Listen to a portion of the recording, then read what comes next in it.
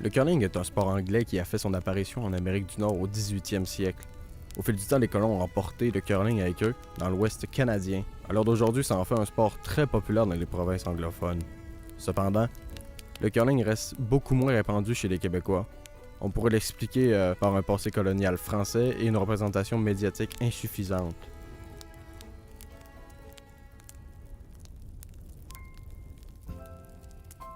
C'est pour cette raison que nous nous sommes rendus sur place, pour découvrir ce qu'était réellement le curling et la raison pour laquelle les joueurs pratiquent encore ce sport. À notre arrivée, nous avons été très bien reçus. Les personnes sur place étaient toutes vraiment accueillantes, souriantes et sympathiques. Ils étaient vraiment impliqués dans notre travail de recherche et semblaient réellement heureux de répondre à nos questions.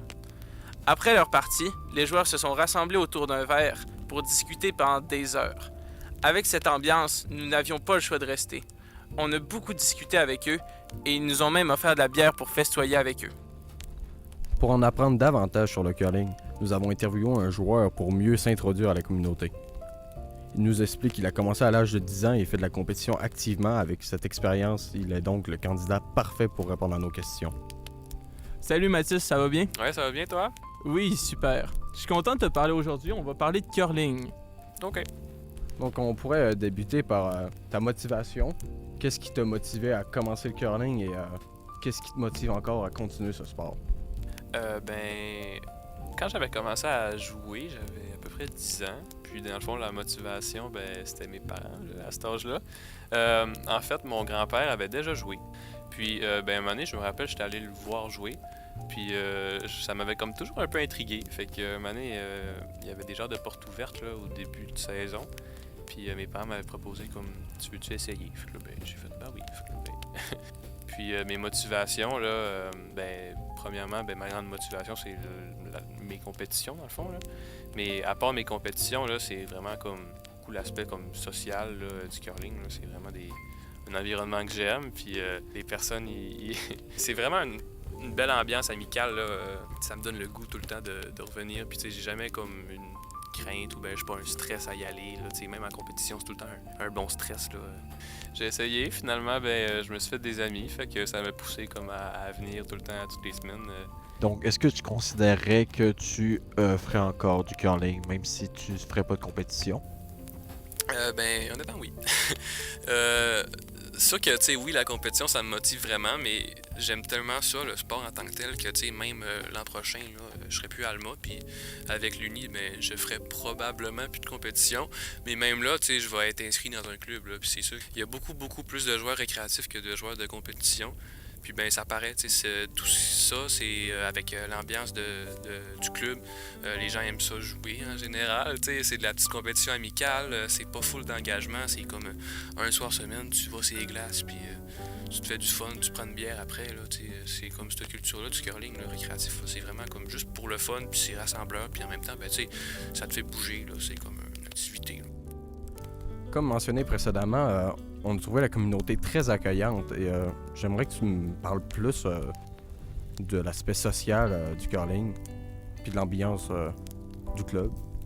C'est sûr que dans le club, là, l'ambiance, c'est vraiment une ambiance amicale. Il n'y a pas d'hostilité entre personnes, là. C'est tout le temps super amical. Les gens sont contents de nous voir, surtout comme nous autres, on est des jeunes, puis il n'y a pas beaucoup de jeunes, ils sont contents de nous voir pratiquer, puis tout, puis ils nous encouragent, même que quand on a des compétitions locales, des fois, il y a des gens de notre club là, qui viennent, genre par exemple à Jonquière, ou je sais pas trop, là, comme nous voir jouer, là. Fait que c'est vraiment le fun. Puis dans mon équipe, là, si je pouvais décrire, c'est vraiment comme un genre de cercle d'amis.